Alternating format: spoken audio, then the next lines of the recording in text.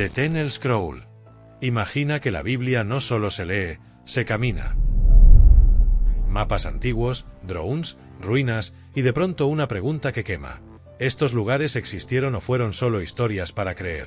Hoy vamos a entrar a 10 escenarios donde el cielo tocó la tierra y verás qué queda de ellos en el presente. Quédate hasta el final. El último lugar cambia la forma en que miras Jerusalén. Y si te gustan estos relatos bíblicos con detalle y sensación de viaje, suscríbete ahora, porque cada semana abrimos otra puerta del pasado. 1. Monte Sinaí. No lo imagines como una postal, imagínalo como un límite. Un campamento al pie, un monte que se vuelve intocable y una orden clara: nadie sube, nadie toca. Moisés asciende solo. La cima se cubre de nube, el aire tiembla y el pacto queda grabado en piedra. Ahí nace una ley que no solo ordena un pueblo, también forma conciencia. Pero aquí entra la duda moderna. ¿Dónde fue exactamente? Durante siglos se señaló Jebel Musa, en Egipto, cerca del antiguo monasterio. Otros apuntan a Jebel al-Laus, en Arabia, por señales que algunos interpretan como huellas de fuego y roca partida. Son teorías discutidas, pero el mensaje no cambia. Dios no habló en un salón, habló en un monte. 2. Cafarnaúm, la ciudad de los milagros. A la orilla del mar de Galilea, calles de basalto y casas sencillas, y una sinagoga levantada sobre capas antiguas. Aquí la enseñanza no era suave, era con autoridad. Aquí se restauró al que no podía levantarse, aquí una casa se volvió punto de reunión, y las piedras aprendieron a guardar secretos. Hoy caminas entre ruinas y aún así, sientes dirección. Ves el contorno de una vivienda venerada por los primeros seguidores y entiendes algo. La fe no siempre deja tronos, a veces deja cimientos. Y apenas vamos empezando. En el Sinaí, el drama no termina arriba. Cuando Moisés baja, encuentra al pueblo distraído, buscando un Dios a la medida de sus manos. Y ahí se ve el choque eterno, la santidad que llama y la fragilidad que se impacienta.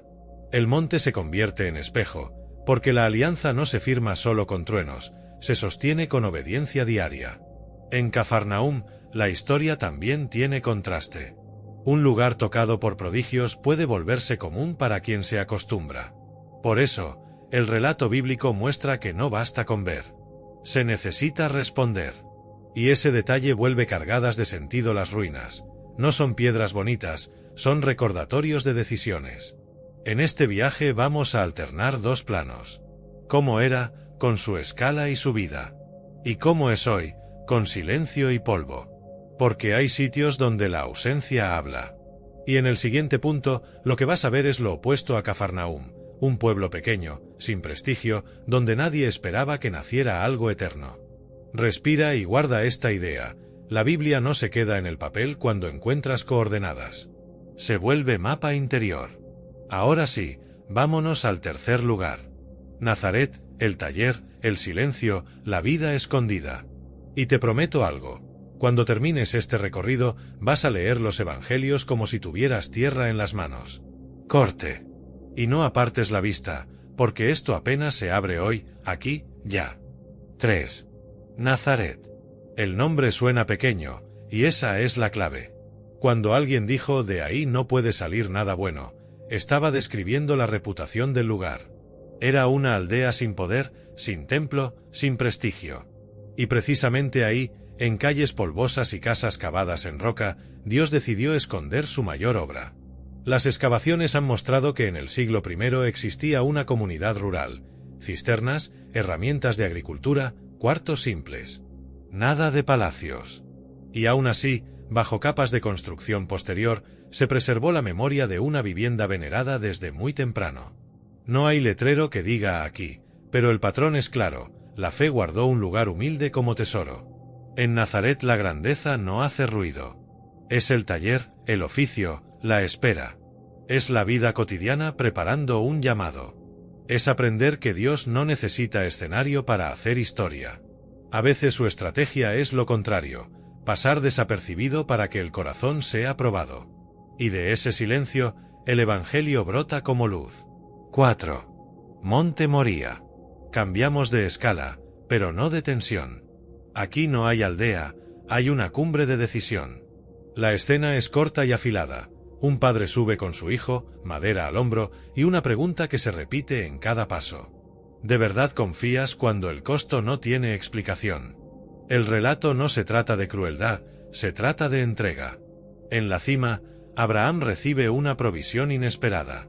No porque el cielo improvisa, sino porque el cielo enseña.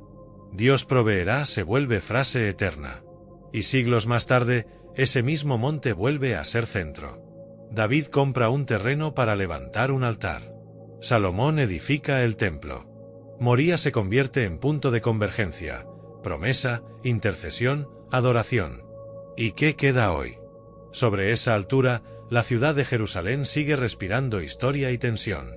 El sitio es sensible, marcado por creencias y política. Hay túneles, muros, plataformas, huellas de ingeniería antigua.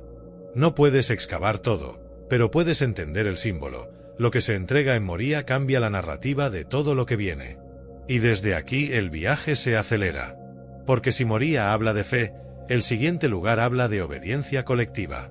Una ciudad cerrada, un pueblo sin máquinas y un método que parece absurdo hasta que lo imposible se mueve.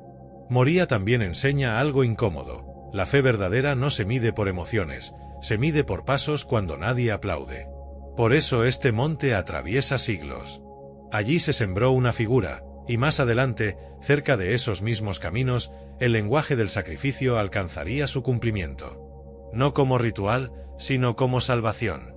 Si Nazaret fue el escondite y Moría fue la prueba, Jericó será el choque frontal. Porque Jericó no cae por fuerza humana. Jericó cae por una obediencia que parece ridícula para la lógica. Y cuando veas lo que la arqueología sugiere sobre sus muros, vas a entender por qué este relato sigue inquietando a escépticos. Prepara la imagen: una llanura caliente, una ciudad fortificada, trompetas, vueltas repetidas y un silencio que se rompe al final. Vamos al quinto lugar. Y no es solo historia antigua, es una lección. Dios abre caminos donde no los ves hoy ya. 5. Jericó. Una ciudad cerrada, muros gruesos y un pueblo recién salido del desierto sin torres de asalto ni máquinas de sitio. Si lo miras con ojos modernos, el plan parece una locura. Caminar alrededor, repetir, guardar silencio, tocar trompetas. Pero en la Biblia, la estrategia no siempre busca lógica, busca obediencia. El relato describe una rutina de 7 días, y al final, un clamor que rompe el aire. Lo impactante es que, en ciertos estudios del sitio antiguo, se han observado restos de muros derrumbados de forma inusual, como si partes cayeran hacia afuera. También hay capas de incendio rápido y provisiones halladas como si no hubiera tiempo de rescate.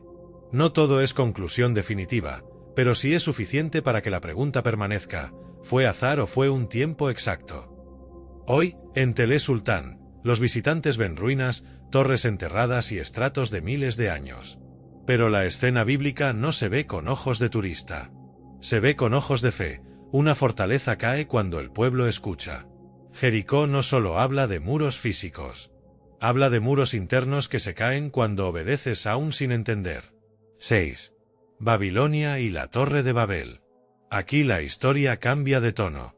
No es un muro que cae, es una torre que no termina.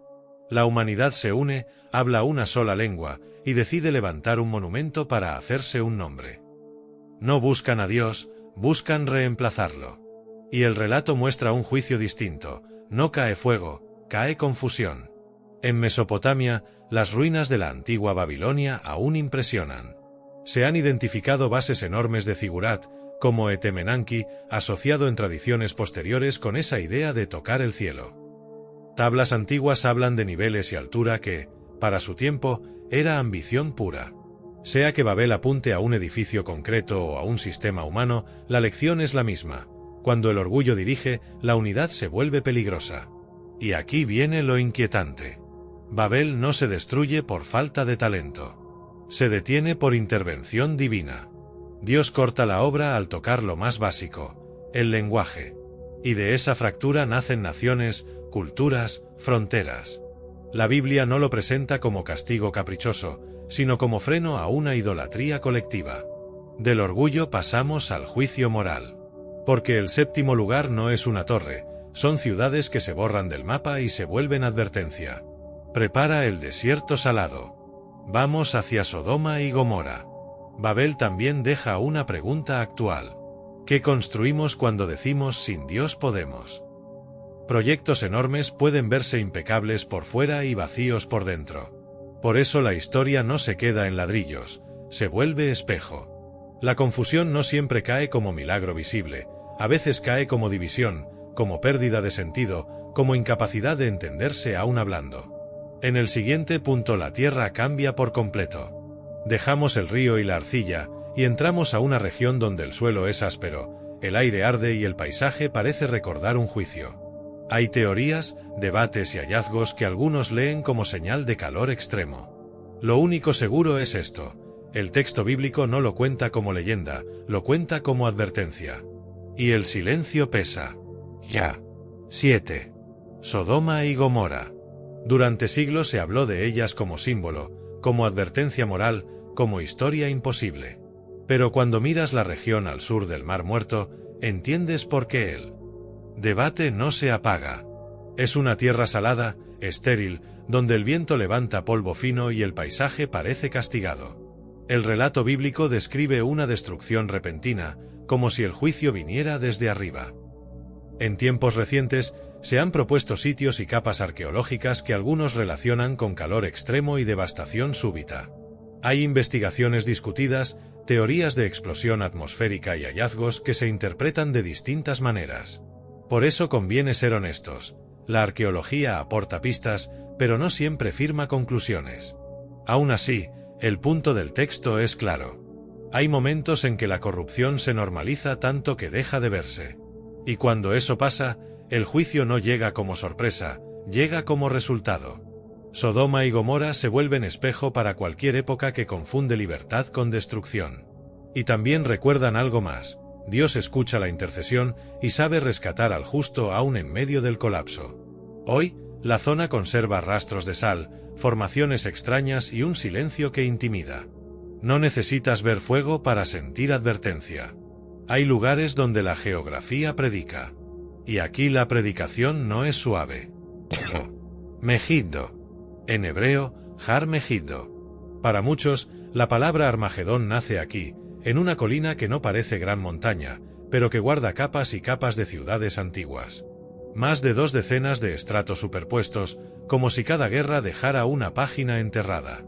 Este punto era estratégico porque controlaba una ruta clave entre Egipto y Mesopotamia. Por eso aquí pelearon reinos antiguos, ejércitos de distintas épocas, y por eso la Biblia lo menciona como escenario repetido de conflicto. No es solo un nombre dramático. Es un lugar que se volvió sinónimo de choque, de decisión y de punto final. Cuando Apocalipsis habla de una reunión de reyes en Armagedón, el símbolo es potente. No necesariamente porque la batalla tenga que ser idéntica a las antiguas, sino porque este valle representa el impulso humano de resolver todo por fuerza. Y en contraste, la Escritura insiste en que el desenlace final no lo dicta el poder humano, lo dicta Dios. Hoy, Megiddo se visita como parque arqueológico. Ves murallas, túneles, puertas, y entiendes que el suelo ha visto demasiadas decisiones. Las piedras no gritan, pero cargan memoria. Y ahora pasamos del campo de batalla al misterio más antiguo. Porque el 9º lugar no es ruina. Es ausencia. Vamos al Edén, el jardín que nadie ha podido encontrar. Megiddo deja una sensación incómoda. La historia repite el ciclo cuando el corazón no cambia. Por eso el viaje necesita contraste. Antes de muros, antes de leyes, antes de guerras, la Biblia habla de un jardín, un lugar sin alarma ni fronteras. Y lo más extraño es que no se trata de ruinas para fotografiar. Es una ausencia que sentimos. Eso es Edén, comunión perdida. Y con esa nostalgia llegamos al tramo final, porque Jerusalén no solo guarda pasado, también guarda promesa. Para tu fe, hoy ya. 9. Edén. Aquí la cámara no encuentra ruinas, encuentra una ausencia. La Biblia habla de un huerto plantado por Dios, regado por un río que luego se dividía en 4 corrientes. 2 nombres siguen vivos en el mapa actual, Tigris y Eufrates. Los otros 2 se pierden en la arena del tiempo. Y esa mezcla de precisión y misterio es extraña, como si el texto quisiera decirte hubo un lugar real, pero también ya no puedes volver. Por eso Edén no se siente como arqueología. Se siente como nostalgia. La humanidad avanza, construye ciudades, conquista valles, pero lleva dentro la sensación de que algo se perdió al inicio. El relato dice que el acceso fue cerrado, como si el paraíso quedara fuera de alcance. Y aún así, la historia bíblica no termina en pérdida. Termina en restauración, con un río de vida y un árbol que vuelve a aparecer al final de los tiempos. 10. Jerusalén. Si los otros lugares son capítulos, Jerusalén es el índice. Aquí convergen promesa, conflicto, culto y futuro. En sus colinas se levantó un altar, se edificó un templo y se definió un centro espiritual que marcó a generaciones. La ciudad no es solo piedra antigua. Es una brújula. Durante siglos, el templo fue el corazón visible. Patios, ofrendas, cantos y un santo de los santos que representaba la cercanía máxima. Luego vinieron destrucciones, reconstrucciones, ampliaciones. Y finalmente, en tiempos romanos, el santuario fue derribado. Lo que quedó, en gran parte, fue el muro de contención de la Gran Explanada, ese tramo que muchos conocen hoy como el Muro Occidental. Cuando caminas por los túneles cercanos al muro, entiendes la escala. Hay bloques gigantes, algunos del tamaño de un camión, otros mucho más, acomodados con precisión. Monedas y restos de época confirman el movimiento de una ciudad viva. No estás frente a un mito. Estás frente a ingeniería, logística y fe concentradas en un punto. Y aún así, lo más fuerte no es lo que se ve. Es lo que se espera. Porque Jerusalén no solo mira hacia atrás, mira hacia adelante. Profetas hablaron de retorno, de un reino justo, de una ciudad renovada. Y en el Nuevo Testamento, la idea de templo se vuelve más profunda, ya no solo un edificio, sino una presencia. Pero todavía no cierres el viaje. Falta la capa final. La que une ruinas con promesa, arqueología con esperanza. En la última parte vamos a mirar Jerusalén con otros ojos, y vas a entender por qué este es el cierre perfecto. En pocos kilómetros se apilan capas de historia. Un monte que fue altar, un espacio que fue templo, una explanada ampliada por Herodes y calles donde Jesús enseñó. Aquí la Biblia deja de sentirse lejana porque los nombres aparecen en mapas y las piedras tienen desgaste real. Y Jerusalén sigue siendo tensión viva. No solo por política, sino por significado. Hay lugares con acceso limitado, memoria que no se negocia y debates sobre lo que estuvo y lo que podría volver a levantarse. Por eso este punto no es turismo. Es pregunta. ¿Qué pasa cuando una ruina apunta al futuro? En la parte 6 cerramos con el giro final. El templo no termina en piedra, termina en una promesa que te incluye. Y lo vas a sentir en serio. Antes de cerrar, vuelve a la imagen inicial. 10 lugares. 10 escenarios. Y una sola idea atravesándolos. La Biblia no habla en abstracto, habla con tierra, con rutas, con nombres. Pero el giro final no es que existan ruinas. El giro es lo que esas ruinas señalan. Jerusalén concentra todo. En un mismo horizonte conviven el recuerdo del templo, el eco de los profetas y la pregunta por el futuro. Si el Sinaí fue pacto, Jerusalén fue presencia. Si Cafarnaúm fue acción, Jerusalén fue sentido. Por eso no sorprende que el cierre bíblico no sea vuelve a un edificio, sino vuelve a Dios. En el relato cristiano, Jesús no vino a negar el templo. Vino a cumplir lo que el templo anunciaba. Por eso, cuando los muros cayeron y el sistema dejó de funcionar, la fe no se apagó. Cambió de eje. Ya no dependía de una explanada, dependía de una presencia. El templo dejó de ser solo piedra y se volvió vida transformada. Y aquí está el detalle que hace que mires Jerusalén distinto.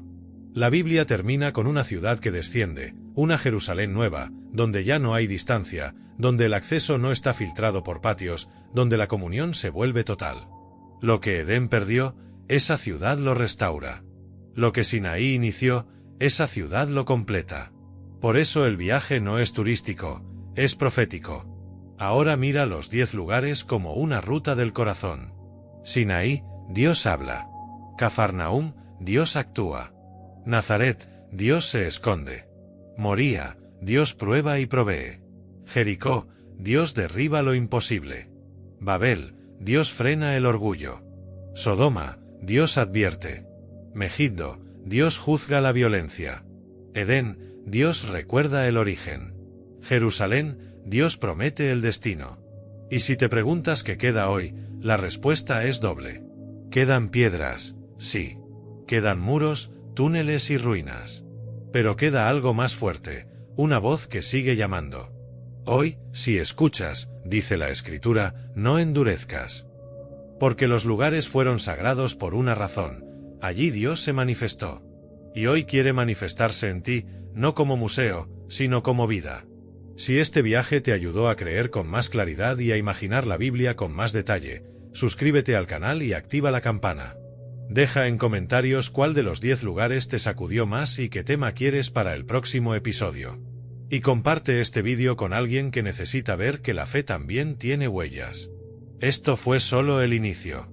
Porque mientras el mundo cambia, las piedras siguen ahí, y el mensaje también. Dios estuvo aquí. Y Dios sigue hablando, hoy. Para cerrar, guarda una imagen. En cada sitio hubo un antes y un después. En el Sinaí, un pueblo recibió dirección. En Cafarnaúm, lo cotidiano se volvió compasión. En Nazaret, lo pequeño escondió lo eterno. En Jerusalén, lo visible fue sacudido para revelar lo invisible. Esa es la firma de Dios, tomar lo común y volverlo señal. Cuando apagues el vídeo, no te quedes solo con coordenadas. Pregúntate cuál es tu Sinaí, qué palabra necesitas escuchar.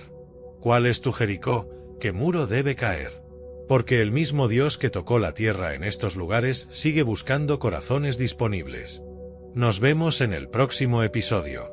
Seguimos viajando por la Biblia con historia, contexto y esperanza. Muy pronto.